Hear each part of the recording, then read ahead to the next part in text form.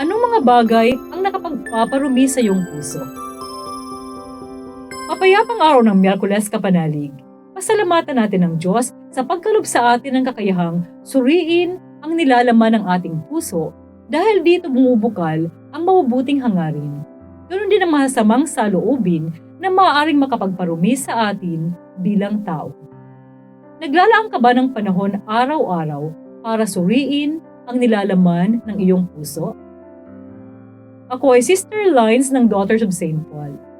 Pakinggan na natin ang pahayag ng Panginoong Hesus na hindi ang pumapasok sa tao mula sa labas ang nakapagpaparumi sa kanya, kundi ang lumalabas sa tao ang nakapagpaparumi sa kanya, na siyang tema ng mabuting balita ngayon.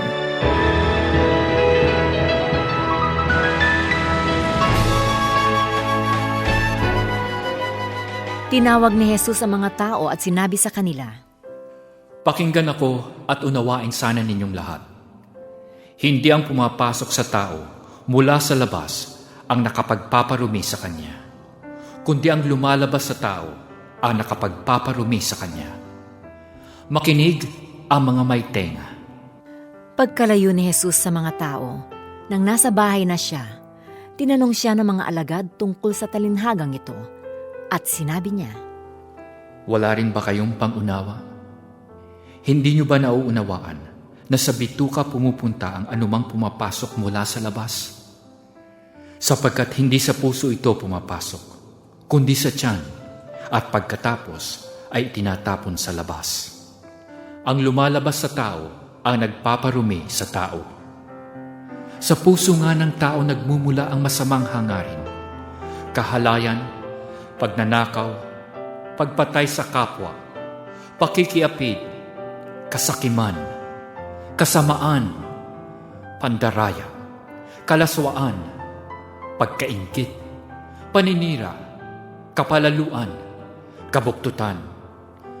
Ang masasamang bagay na ito ang nagpaparumi sa tao."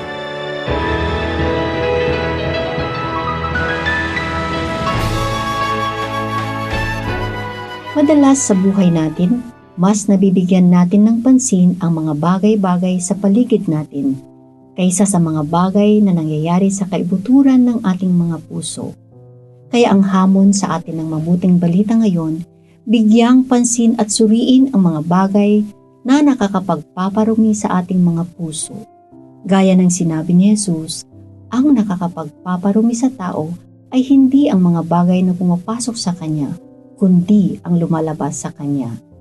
Gaya ng masamang pag-iisip, kahalayan, inggit, kapalaluan, kabuktutan at iba pang masasamang bagay na nakakapagpaparumi sa puso at kaluluwa ng bawat tao.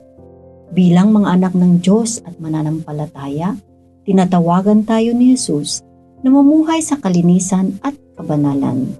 Sa ating mabuting balita, tinuturuan tayo ni Jesus ng paraan kung paano mamuhay sa kabanalan at mapalalim ang ating pakikipag-ugnayan sa Diyos.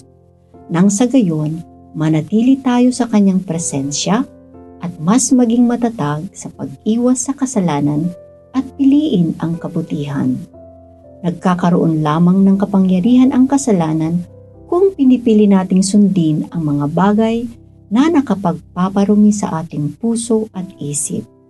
Kung kaya't, sa araw-araw nating pamumuhay, hilingin natin ang grasya ng Diyos na pagkalooban tayo ng determinasyon na palagiang suriin ang ating budhi, ang nilalaman ng ating puso at isip, upang maiayon natin ito sa kalooban ng Diyos.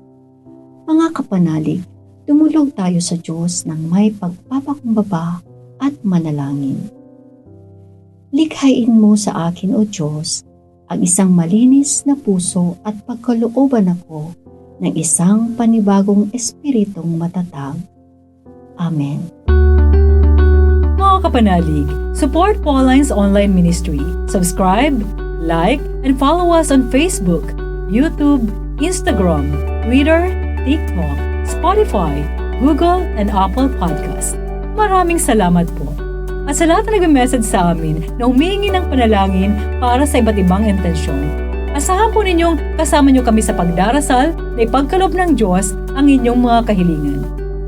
Ito po muli si Sister Lines ng Daughters of St. Paul na nagpapaalalang walang hanggang pag-ibig ng Diyos ating panaligan, na nanatiling matapat at hindi nagmamaliw magpakailanman. We are here to provide a new way of communicating and proclaiming the gospel.